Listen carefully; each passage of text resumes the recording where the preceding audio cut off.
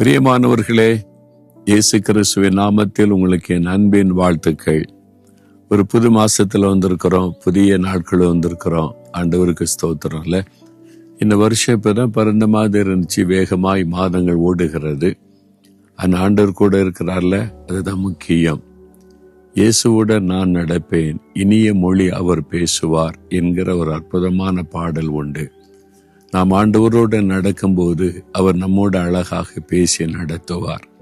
அவரோடு தினமும் நடக்கிறீங்களா? வெறும் இந்த வார்த்தை கேட்டுட்டு அமைதியா இருக்கிறீங்களோ?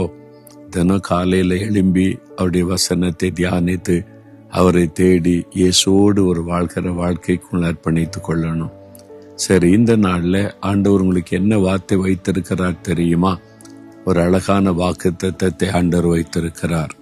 1 நாளாகமம் 4ஆம் அதிகாரம் 10வது வசனம். யாபேஸ் என்கிற ஒரு மனிதன், அவனுடைய தாய் அவனை துக்கத்திலே பெற்றதாக சொல்லி யாபேஸ் என்று பெயர் வைத்தாங்க. அதாவது துக்கப்படுத்துகிறவன் அர்த்தம். அவனால என்ன பாதிப்பு வந்துச்சோ தெரியல. ஒருவேளை உங்க வாழ்க்கையில கூட ஒரு துக்கம் உள்ளவனா நான் இருக்கிறேன், என் மற்றவங்களுக்கு துக்கத்தை கொடுக்கிறவனா இருக்கிறேன். அதாவது ஒரு ஆசீர்வாதமும் இல்லை, என்னதான் எல்லாரும் குற்றப்படுத்துறாங்க. அந்த சூழ்நிலையில் இருக்கிறீங்களா? இந்த மனிதன் ஒரு ஜெபம் பண்ணுகிறான். யாபேஸ் வேண்டிக் கொண்டதை அவருடைய ஆண்டவர் அருளி செய்தார். அதான் உங்களுக்கு வாக்குத்தத்தம். நீங்கள் வேண்டிக் கொள்ளுகிறது உங்களுக்கு அருளப்படும் என்று ஆண்டவர் சொல்றார். அப்ப நீங்க வேண்டிக் கொள்ளணும், கேட்கணும்.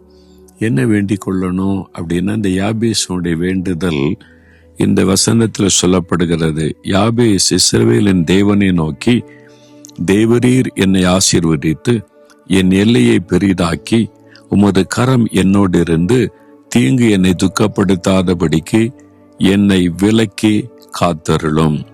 அந்த தீங்குக்கு விலக்கி என்னை காத்தருளும் என்று வேண்டிக் கொண்டான். அவன் வேண்டிக் கொண்டதை கர்த்தர் அவனுக்கு அருளி செய்தார். தேவனை நோக்கி, நீங்க மனிதர்களை நோக்கி பார்க்க கூடாது. இவங்க உதவி செய்வாங்களா, அவங்க உதவி செய்வாங்களா, இந்த தேவைக்கு அவங்கள்ட்ட போகலாமா? உடைய கண்கள் பரலோகத்தை இங்கே நான் திரும்பணும். 4 காரியம். ஆண்டவரே என்னை ஆசீர்வதியும், என் எல்லைகளை விஸ்தாரமாக்கும், உம்முடைய கரம் என் கூட இருக்கணும், தீங்கு என்னை துக்கப்படுத்தாதபடி அதற்கு விலைக்கு காத்துக்கொள்ளும். அழகான ஜெபம்ல தினந்தோறும் இந்த ஜெபத்தை செய்யுங்க. ஆண்டவரே என்னை ஆசீர்வதியும். இன்றைக்கு உங்களுக்கு ஒரு ஆசீர்வாதம் தேவை. உடைய வேலையில, அல்ல நீ படித்து கொண்டு இருந்த படிப்புல, உங்க பிசினஸ்ல, உங்களுடைய ஊழியத்துல, உங்களுடைய குடும்பத்துக்குள்ள ஆவிக்குரிய ஆசீர்வாதம் தேவை, உலக ஆசீர்வாதம் தேவை, ஆரோக்கியம் தேவை. என்ன ஆசீர்வாதமோ ஆண்டவர் அருளி செய்வார். என்னை ஆசீர்வதியும்னு கேளுங்க. எல்லைகளை நீர் பெரிதாக்கும். இருக்கிறதை விட உங்களுடைய எல்லைகளை விஸ்தாரமாக்குவது தான் தேவனுக்கு பிரியம். உங்களுடைய ஆவிக்குரிய எல்லைகள், ஊழியத்தின் எல்லைகள், உங்களுடைய பிசினஸின் எல்லைகள், வேலையில உயர்வு விஸ்தாரமாக்குன்னு கேளுங்க. உம்முடைய கரம் என் கூட இருக்கணும். ஒரு கரம் கூட இருக்கணுமானா, கைப்பிடிச்சு நடத்தணுமானா, ரொம்ப பக்கத்துல இருந்தா தானே முடியும்.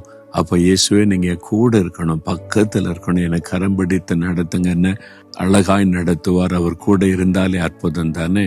தீங்கு என்னை துக்கப்படுத்தாதபடி காத்துக்கொள்ளும். நமக்கு தீங்கு செய்கிற மனிதர்கள் இருப்பாங்க, பிசாசின் கிரியை இருக்கும். ஏதாவது ஒரு விதத்தில் நமக்கு தீமை செய்யணும், நம்மளுக்கு பிரச்சனை உண்டாக்கன்னு பிசாச முயற்சிப்பான். இன்னைக்கு என்ன தீங்கு வரும், என்ன ஆபத்து வரும் நமக்கு தெரியாது.